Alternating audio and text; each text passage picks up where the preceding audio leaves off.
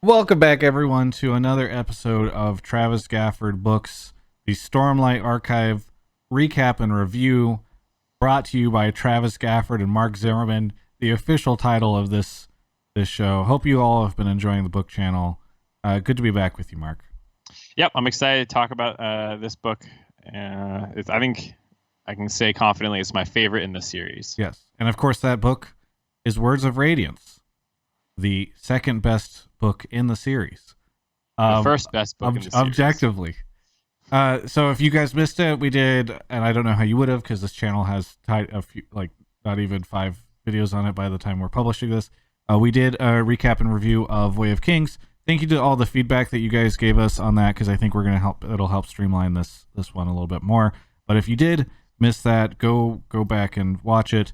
If you, of course, this is going to be super spoiler ridden. That's the whole point of it. So be sure to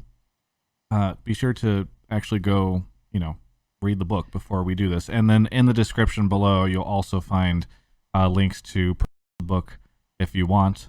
It's an affiliate link and also an Audible link. But we'll talk more about that later. Yeah.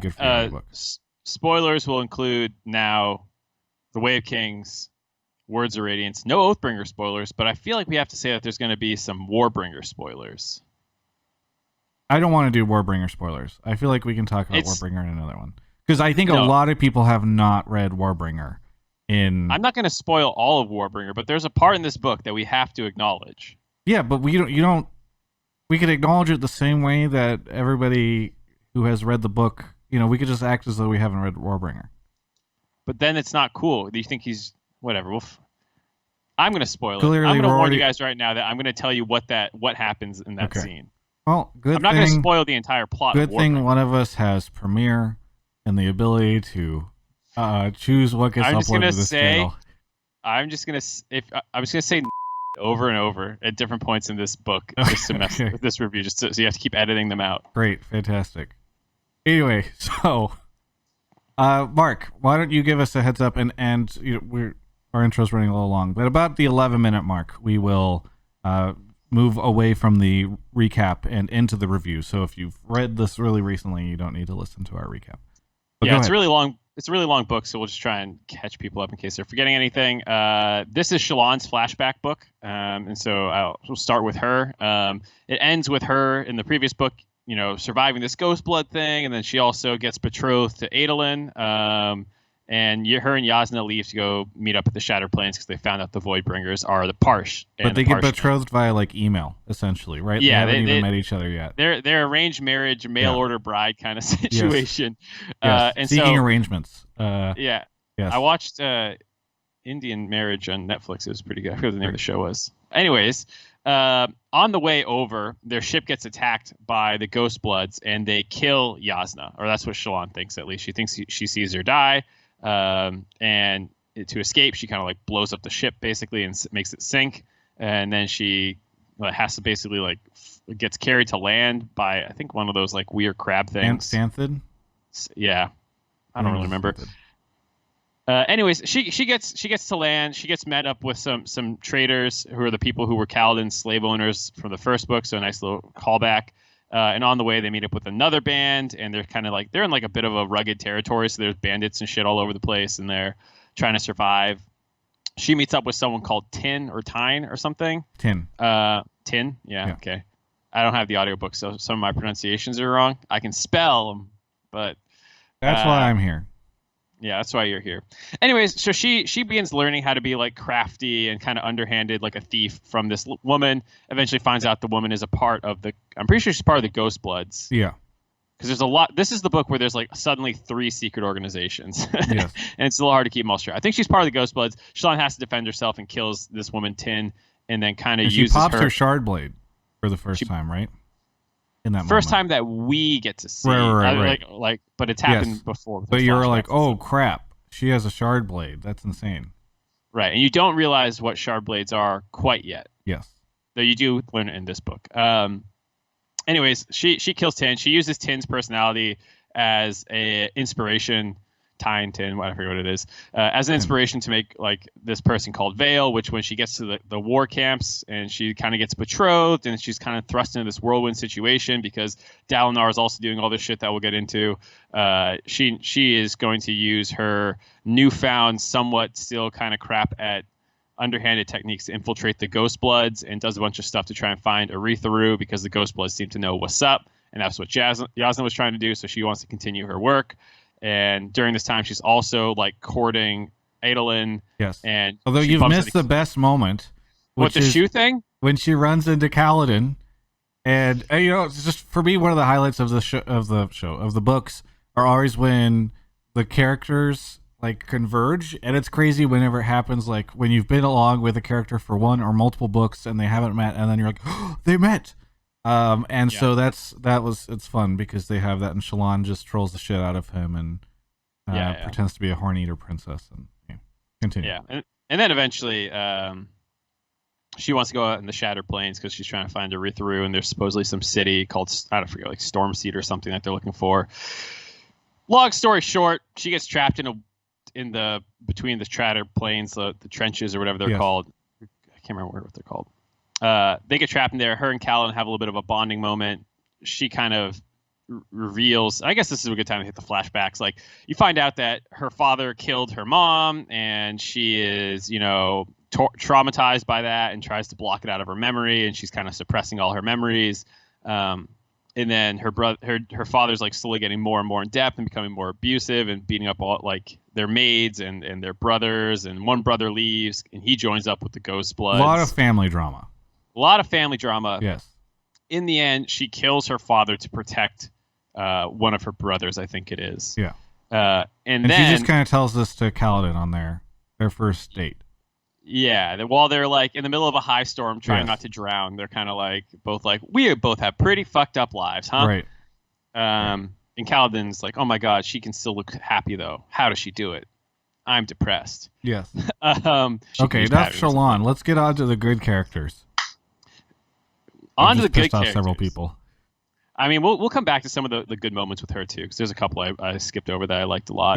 Continue. So Kaladin, he's actually like not super active in this book through a lot of it. It's a lot about learning his powers, and so a lot of his arcs are about like, okay, he's now in charge of bodyguards for the Kholins, and he's managing having to train new armies and delegate, and he's put into a position of leadership. A lot of people seem to respect him and like him, even though he still kind of hates him. He kind of has the like montage that all characters have, where it's like, oh, I've got this power. What do I do? Oh, wow, I can like climb up the side of the wall and all this stuff. Oh, now I'm flying. Yeah.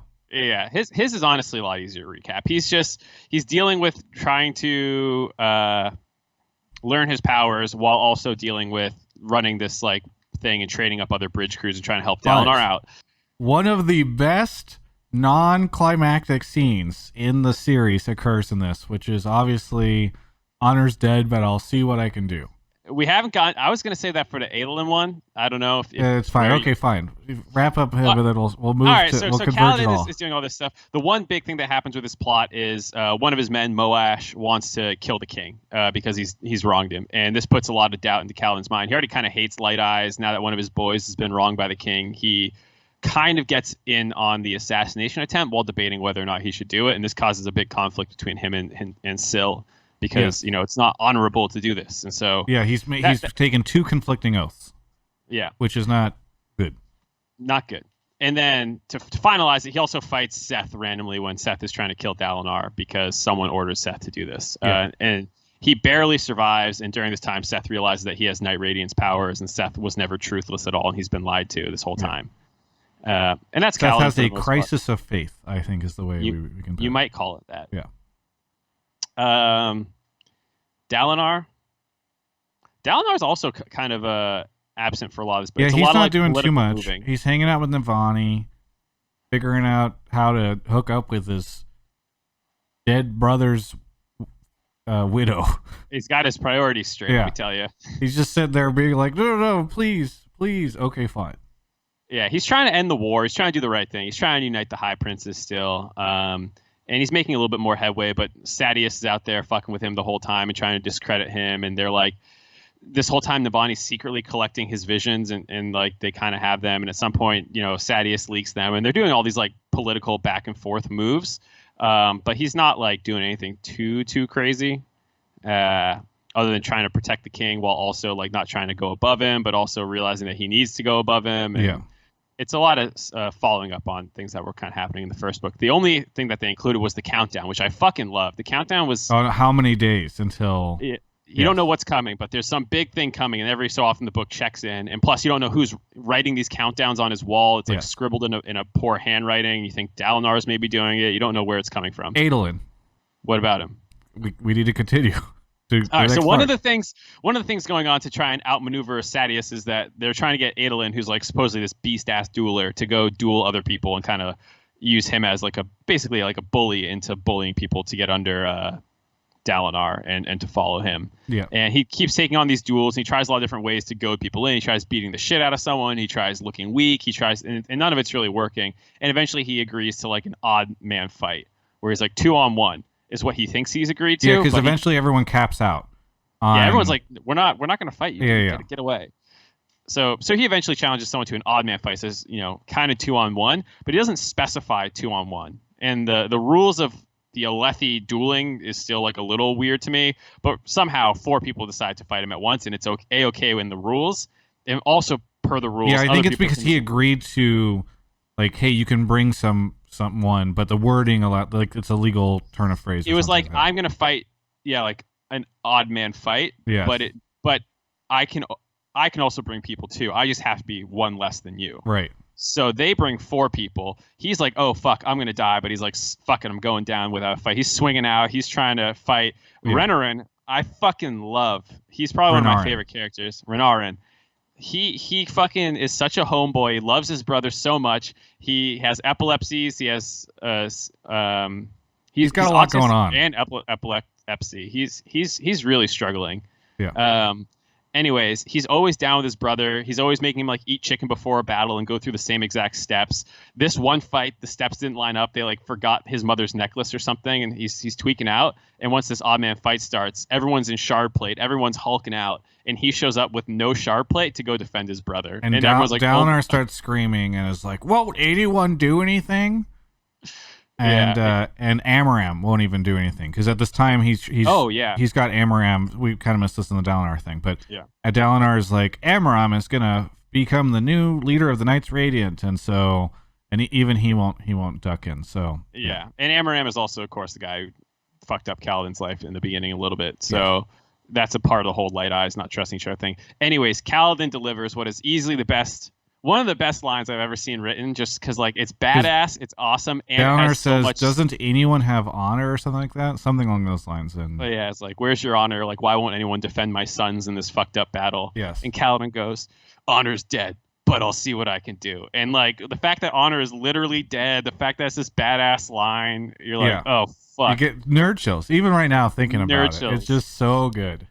Yeah, and like, on top of the fact that Kaladin's been hiding his powers because he doesn't trust Light Eye, so he doesn't want to reveal that he has powers. So when he drops into this fight, he has to do everything kind of like low key, and he like fucking drop kicks a shard bearer so hard he like shatters his legs, but like breaks the breastplate. Like it's pretty. The fight is super cool. Like he's you're like, oh, we'll talk about the analysis section, but yes, so that happens. I mean, this is basically just gushing about how fucking sick it is. Anyways, they win the fight and they get a bunch of shards because they're kind of betting shards like for pink slips kind of thing, and. Yes. And it's like a mini climax, like 2/3 of the way. So let's get to the end of the book then. Right. So finally, Dalinar, the countdown's coming. He thinks he needs to go out into the center of the Shattered Plains to try and end the war before the countdown goes. He's rallied up some number of people, but not all of them, and he's like, "Fuck it, we got to go." So he goes into the middle of the Shattered Plains. Kaladin and Shallan, after like they return from the crevices, they go out, and during that time, Shallan realized that there's like a pattern to the Shattered Plains, and she can tell them where to go. So they go there. They try and stop the Parshendi. And during this time, we saw through some interludes that the Parshendi were like kind of leveling up and working with the Spren to become more powerful. And the Spren that they're taking on and bonding with are kind of corrupting them and making them evil. Yeah, you got some bad vibes coming from them. You got everybody out in the middle. A high storm hits. there's a assassination attempt. Kaladin stays behind actually to fend the king because he doesn't want to go because he's feeling all weird without Syl. And Moash is gonna go do some with Kaladin to kill the king. Kaladin's supposed to be on duty, but he's gonna like disappear to let Moash kill the king. Yeah. So all this stuff's kind of coming to a head. The battle starts taking place, and the Parshendi can now shoot fucking red lightning out of their hands, and they are messing people up. It's a crazy battle, and during this time, they're like singing and like chanting, trying to summon a storm, and they're trying to stop that from happening. Kaladin realizes, hey, I shouldn't let them kill the king. He swears his next level of ideals, defends the king, and then now that he's is that his first or his second? It's his third, technically. Oh, really? Okay. Because the first is life before death, strength before weakness, whatever. His second ideal was I'll protect those who can't protect themselves, and his third ideal is I'll protect even those I hate, so long as it is right. Because he decides to protect Elhokar, even though he kind of hates him.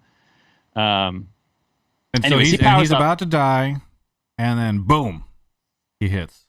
Yeah, and then he goes, all right, now that Elhokar's safe, I got to go get to Dalinar because he's the real one that they were actually going after at the previous assassination attempt, which he didn't realize. So he gets out there. Szeth shows up. Szeth sends Dalinar into the air to fucking kill him because he has the power to, change people's gravity. And so he's like, all right, he'll drop back down. But guess what? The sky is Kaladin's. All right, so as we might have heard. That line did not do it for me. That was so like Honor's dead was like, oh yeah. And this one was like, all right. He talks frequently about how the sky is his. So sorry. He's like, the sky is, you sent him to the sky to die, assassin, but I claim the winds like I claim you're like, all right, calm down, fucking edgelord. But the fight's sick. They're like the other storm is summoned, and then the Stormfather sends another high storm the other way, and so it's just like basically the apocalypse on the Shattered Plains right now as these two storms hit, and Kaladin and Szeth are flying in the clouds fighting. During this time, Dalinar's like, all right, we got to get the fuck out of here because the world's exploding. And Shallan is able to find this thing that they're looking for, the Oath Gate, which will teleport them to Urithiru. Yeah. She finds it. She summons Pattern as a Shardblade, which is kind of like the key to turn it on. And they teleport out of there, and they finally find what was the stronghold of the Knights Radiance way back in the day. And then Adolin kills Sadeas. Yeah. I love that ending, dude. Like, so much political backstabbing, outmaneuvering, and Adolin's just like, you know what? We're never going to be more savvy than this guy, so how about a knife through the eye? No, it's super good, because you can't... Brandon Sanderson described it on one of his live streams recently as like, it was shocking, but you weren't surprised, right? Like, Adolin had been kind of building to a head. He's like frustrated with the way his dad was handling things, and he just does it. And it's just such a great, like, it's one of those moments where it's like, you thought you were done with all the shocking stuff, and then you hit. So, okay, we've talked about the recap. Let's talk about some stuff. Things that I liked. I wanted to talk about the nerd chill moment. I think why that hits so hard is because I remember the first time I read through it, I was just like, please do something. Please do something. Like, one of the criticisms of, and I had recently somebody tell me that if they had not been, if you and I had not been hyping it up so much, they would have probably not finished the first book. And I totally understand that, because everything is such a slow burn that you keep waiting for something crazy epic to happen, and you just don't get that much of it. And I do kind of feel like Honor is dead, but I'll see what I can do. I mean, the tower is pretty good or whatever, but like, people have crazy powers, and like, nobody's doing anything with it until that moment, and you're finally like, here we go. This is what I've been waiting for. I mean, yeah, this book has, people call it the best pace of the three, and I totally agree with that. Because like, every single one has like a little climax because it's broken into parts, and all of them feel like, even Yasna dying, like, I thought that was so important for Shallan's character because she was so far in the shadow of Yasna in the first book for me. Yeah. Where I was like, you feel like you're literally there so I can learn what Yasna's doing. Right. And the fact that she kind of has to strike out on her own during this time and like do her own shit instead of just doing whatever Yasna told her felt much better. And I really, it made me appreciate Shallan a lot more. Yeah, because she actually starts having like agency. Because before then she's just like, I don't know if I should steal the gem heart or whatever, from the Fabrial. Yeah, the Fabrial, Soulcaster. Oh no, I'm gonna do it. Oops, I accidentally bled. Anyway, so like, whereas like in this, in this she like fucking shard blades 10 to death, and you're like the countdown happens or something, and it took me even a little bit to even understand what had happened the first time. Like, you had kind of spoiled some of this, or had some of the stuff spoiled, but the first time I read it, I was like, what is going on? Like, it was almost a little confusing to me. Like, how does she have a shard blade? Yes. Yeah. And I think what's really interesting is her as a character. One of the things that's really nice is that you kind of get the like softness of a character that's still trying to figure out how to be competent, but because she has the multiple personality situation going with Vale, you do start to get a situation where she's at least acting confident in others. Yeah, like she can be badass or whatever. So yeah, and I thought the stuff with the stuff with the Ghost Bloods I thought was pretty good, at least in terms of her like investigating and trying to find out information. I was at least, even though the action wasn't always like too interesting because it was still mostly like, can she pull this lie off versus like cool fight? At the very least, it was very lore intense. Like it was obviously important to the plot, so I was enjoying that. I also fucking love Pattern. Pattern is easily my favorite Spren. He's so fucking funny. Yes. Like the whole no mating thing, and like he's trying to figure it out, and he's like slipping into people's rooms and watching them bone so he can like learn why humans do things. Like the first book was, I don't think I laughed a single time in the first book, to be honest. Even though there were multiple times where I was supposed to laugh, I didn't laugh once. The thing is that Pattern's really funny. He's just always trying to figure things out. He's always like humming and buzzing in certain ways, and it's the first time that she's starting to get to know him, and he's just like this like weird ripple that follows her around. And yeah, the shard plate shitting himself conversation made me laugh really hard because I don't know, it was just well done.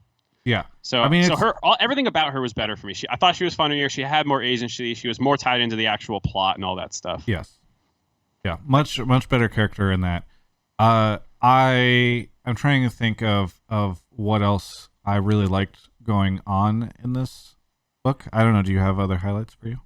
For me, the interludes started making more sense in terms of how they tied in. In the beginning, the interludes were really difficult for me to understand. I mean, it's like, especially in a book in which you have no clue what is like you're constantly put in these weird situations and exposed to like even just like the plants are different. Then suddenly, just as a book, you start getting thrown into other characters, and you're like, are these characters I'm supposed to know about? So you start to kind of figure it out. Yeah, and so like these ones, like we're getting the perspective of some Parshendi who like, okay, now I know what the Parshendi are fighting for. When I get the interludes from Eshonai, I fucking know what she's talking about. Versus like the first time that we saw like Axes the Collector and all these other people, I'm like, what the fuck are you guys? And then we got Taravangians, and he's my favorite character easily. He is so interesting. Taravangian, dude, when they finally reveal like what his gift and because they kind of reveal his plan in the first book about him trying to like, control the scene. Yeah, he's Szeth's master. Yes. Yeah, this one you finally understand what he's doing and why, and his motivation is basically the ends justify the means. You know, like that's his whole rationale, and that can be a pretty interesting character no matter what you do. But the fact he's cursed and gifted with like either intelligence or compassion, but never at the same time, is so. Well, it makes it really interesting cool. too whenever he pops up in other places in the series, because then you know, or even in the rereads where you're like, oh, you have this information that nobody else knows, and so you can sort of analyze what he's doing in that moment to get an idea of like which version of him you have on that in that scene. Yeah, I think he's easily one of the coolest like conceptual characters in the whole thing. Yeah. And then he's also really important to the plot. So anytime anything's going on, it's like, oh, he just captured Yakaved or whatever, however you pronounce it. Yeah. Yeah. So like, okay, he's obviously important. I did get a little overwhelmed with the number of secret societies. Or I was like, okay, there's the Diagram, there's the Ghost Bloods, and the Sons of Honor. And the only one I understand at all is the Diagram. I understand what they're trying to do. The other two, you're like, well, I think you're not really supposed to know too much, and you start to wonder, are these all linked? I mean, I think that's part of it, but yes, it is. It's a little like, especially because you're still getting like so much of the series to its advantage and disadvantage is you're getting drip fed so much stuff, and you know it kind of goes back to again like that moment of Honor's dead, but I'll see what I can do. It's like finally we got something going on here, you know. So it's just like you know, it's a lot like the first season of Game of Thrones, where you're kind of just like waiting for something to happen, and everything's building, and every episode you're like, it's building, and the tension is building, and I feel like that's what happens a lot in a lot of different ways across this series. Yeah. This also is starting to like, you finally start getting the plot a little bit about like, oh, the Voidbringers and the Desolations, and with the Everstorm coming now, like this is going to power them up and make them strong. so you're beginning to get what the series is going to be about. Whereas in the first one, it's still pretty much like what? Yes. But yeah, those were some of my highlights. I love Teravangian. Shallan was a lot better. Kaladin's still cool. Dalinar's still cool. The ending is, I mean, I'm going to cheat, but just say like the ending is so cool. Because you start to see everything start to come together. Kaladin swearing his, I guess, third ideal. I forgot that he'd sworn them previously. You know, and the fact that I remember it just like supercharges him. Yeah. And he goes off and is like doing all this crazy shit. It's just, and I think what's really fun too is you start to get, I remember that the tension of Dalinar and Kaladin is like, should I say something? Should I not? How much can I trust him? Dalinar likes him, but he's always like, dude, can you just fucking do what I tell you, Kaladin? Yes. Stop. Yeah. Yes. And the fact that you're kind of waiting constantly for Dalinar to learn what Kaladin's secret is. Because that's like a trope in a lot of series is like, I'm always around this character, but I can't let them know about my true identity. Oh, and so God. the fact that like that finally pays off in this book is good. There was at least like I think he gave enough. Sanderson gave enough motivation for why Kaladin didn't want to share his gifts. Whereas sometimes it's not a huge criticism, but it is a bit of a trope. It's a trope for sure, and some don't do it as well. Where you're like, there's no reason you can't just tell this person that critical piece of information that you have. But you're constantly waiting for him to just do it. You know, it's like, please just reveal it. You know.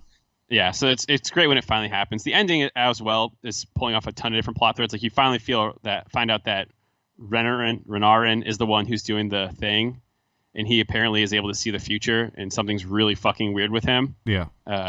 Because he's the one doing the countdown stuff. It wasn't actually that happens Dalinar. Yep.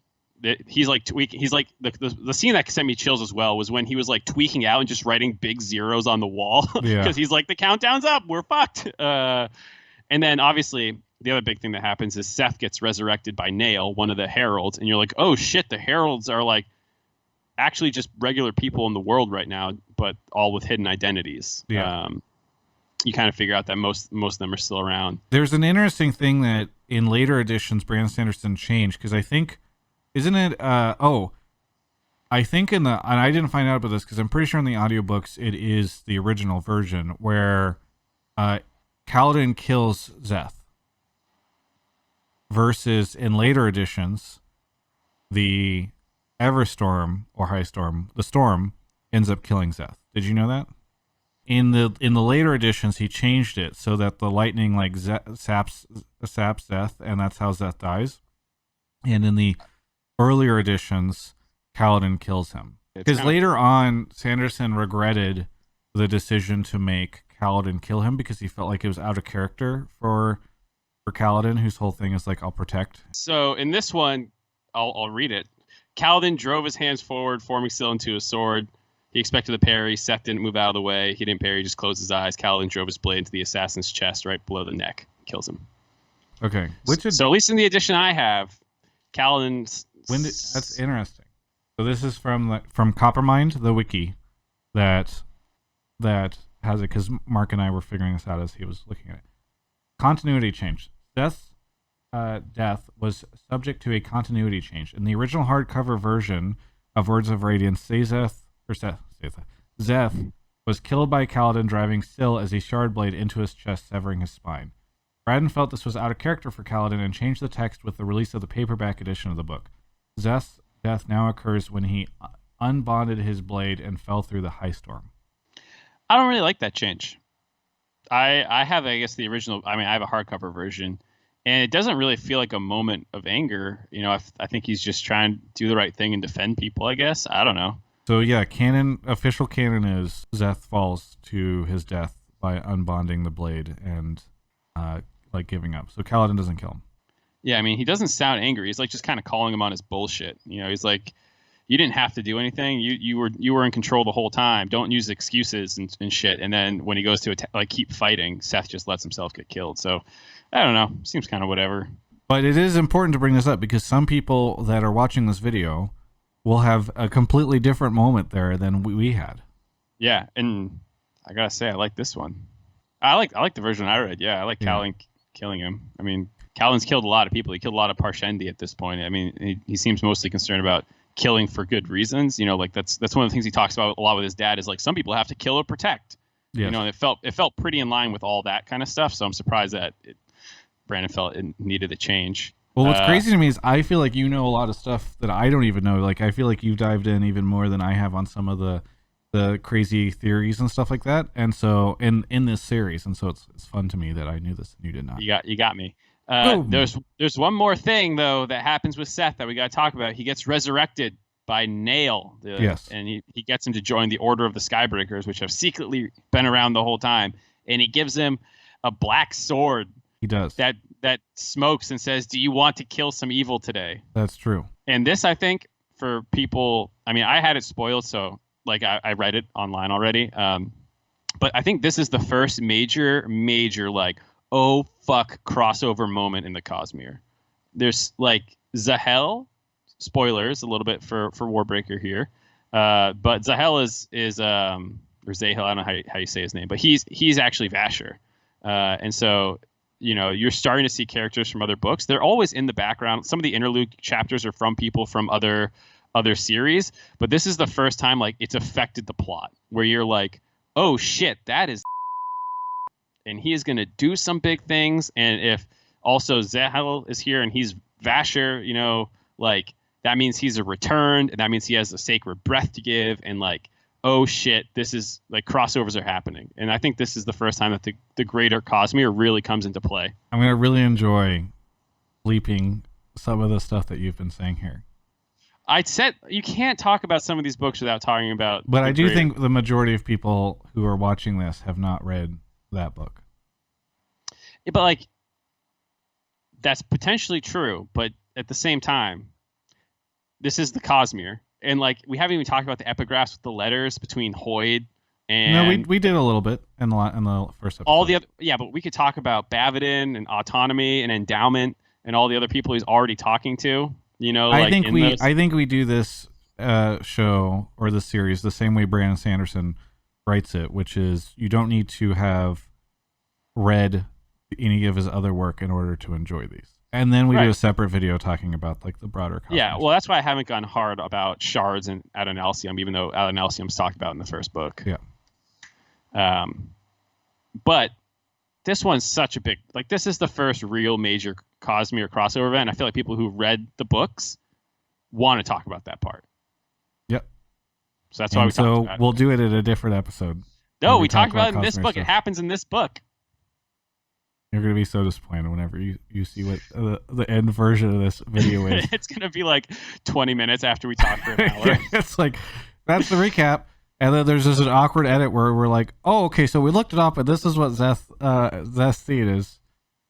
I'm going to be in Premiere for a lot more of this video than I was expecting. Anyway, I'm trying to think of other stuff that we... Okay, I guess we do the review part, right? Is there anything else that we should touch on? I feel like our review part of this video has been far shorter than other stuff, but yeah, well, it's because we didn't have to cover like world building quite as much with like the high storms and lore, and we might have missed some of that got revealed. I don't exactly remember I remember plot points pretty well, but like lore drops I don't remember quite as well because Stormfather keeps talking to people, and I'm like, I don't know when that conversation happened. Yes. So I think there's a little bit less of that to dig into. Next book will have some big lore reveals that I think are dope and tie everything in. So I'm excited to talk about that one. But yeah, review wise, this was my favorite in the series. I don't think it had the highest highs. I think Oathbringer has some higher highs for me, but it also does. I never really got bored in Words of Radiance, and it had a lot of like nerd chill moments, like you're saying, and I definitely got bored a little bit in the war camps. Like there's Shallan is kind of doing her stuff. I know you said that you thought it was interesting, but there's a lot of downtime. I think with all these books in the middle of the series where like, I'm trying to remember. I don't think that there's two other than the honor is dead. Like that kind of saves the middle part of it. But immediately then you have this epic moment with Kaladin.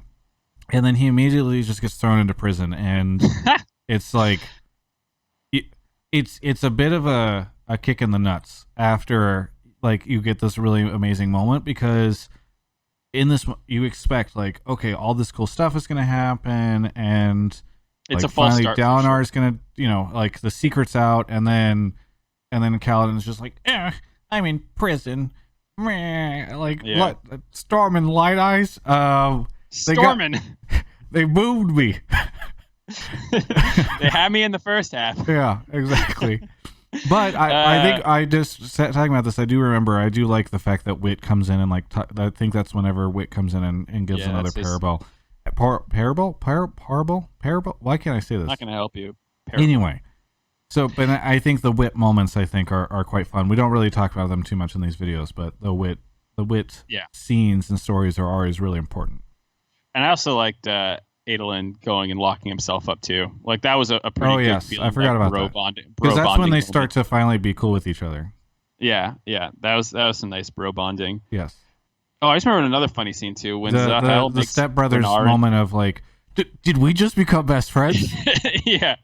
There's also some great training scenes I thought were hilarious, like when Zahel is making Renarin jump off the roof just to practice falling in shard plate, and like Renarin's just such a dumbass. He's like, "Yes, sir." He just keeps jumping off. Oh yeah, because he's like hanging out with the bridge. He joins Bridge 4. So like I know that these are not high plot high plot or action moments, but I think his character work is really good. So like Renarin finding a place to fit in, and the one that actually bored me the most was Shallan getting to the war camps, because like I knew she was going to get there, and it's like just get her there. I don't care if you have to. I do really like one. I know I've been critical of Shallan, but I do really like her like crew, her posse. Oh, Gaz and all that. Yeah, and like the scene where she sort of changes, like what is that moment where they're on the road, and she draws like what they could be. Yes. Yeah, that was really good. Yes. So, I think quite good. I agree this is better than the first book, but I just don't think it's as good as Oathbringer, because I don't think. I mean, my motivation for and I'll avoid spoilers as best as I can here. I don't think anybody's going to get anything from this, but like, there's way more that happens in Oathbringer in the areas that I like, right? Which is you get way more of the backstory. The world starts to get fleshed out. Like you start to understand the bigger picture way more, and like meaningful things start to happen on like a grand scale.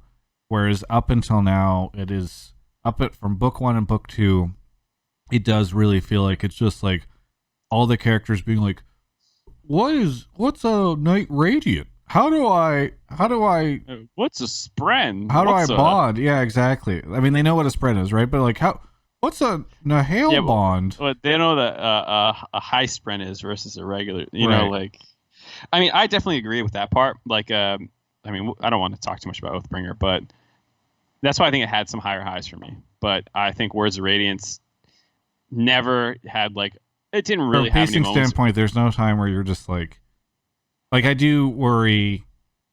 So Kobe is halfway through Oathbringer, and I'm guessing I could pinpoint the point in time in which he's stopped reading it. So hopefully he gets back on the train. But yes, I do agree that is an Oathbringer thing. So I would give this a 9.5 out of 10. I gave Way of Kings an 8. I give this a 9.5 for me. Okay, I would give this a. What did I give the first book a rating? I don't think I gave the first. No, you said you didn't, because I don't like arbitrary grading systems because they're not fun, and I only have a blah blah blah. Okay, yeah, I'll give that. Oh, we didn't talk about Audible. You can go get an audiobook at audibletrial.com/Travis Gafford. There's a link in the description below, completely free if you've never used Audible before. Audible is an amazing website. I've been using it for 10 years. If you want to know why I know how to pronounce the characters and the things in the series and Mark doesn't, it's because I had someone tell me how it's all said. And that someone was Michael Kramer and Kate Redding. Some people. A married couple who do amazing voices. Oh, off you go. Where'd he go? So either way, Audible has a ton of really great stuff, including, I mean, I've yet to find a fantasy book that I want to listen to that I cannot find on Audible. But they have not just that fantasy; they've got all sorts of books. They have all sorts of other features that you get as part of your membership but just so you know, it's a membership system. You pay a monthly fee and then you get a credit. You can also pay a little bit more to get 2 credits if you're a crazy listener. And you can pick a book to read. You're still going through First Law, right? Yeah, I'm on the last argument of Kings now. Yes. I'm about a third of the way through it, maybe. Another random one that's not fantasy, A Man Called Uwe. It's a really good book, and I'd recommend it. I listened to it on Audible a long time ago. What is it about? It's kind of hard to explain. It's just about an old guy living on a street, and like some new people move in, and it's kind of about his life. And the writing's just really, really funny. Perfect. Well, you can go check it out. How do you Man Called? You know the spelling of the third No, word? it's like Swedish or Uwe. A man called Ove. OVE. Okay, there you go. You can go find apparently that. got made into a film at some point too. You can go find that on Audible. By the way, if you're using the link in the description, please copy paste it if you've got AdBlock on, because for whatever reason AdBlock just insta-gives it. But thank you so much to all the people that have signed up for Audible through my link, because that's how we're trying to fund the channel, and I don't want to lose too much money on it. And helpful when you sign up. So we meet you back again soon for Oathbringer. You just finished it recently. Yes, I finished it last week or maybe a week and a half ago. Ooh, baby. Yeah. And I mean, I gotta say, obviously it's my favorite book in the series, and so that's the one I am most looking forward to talking about. So as a big deep diver on lore and theories, like this is the one that I'm excited the most to talk about, even if I didn't enjoy it the most. Yep. Either way, thanks everyone for watching. If you got all the way through this and you're not subscribed to the channel yet, just subscribe, because why the hell would you watch 45 minutes and not subscribe? this is probably going to be a bit of a shit show, especially after I do the edits. So subscribe.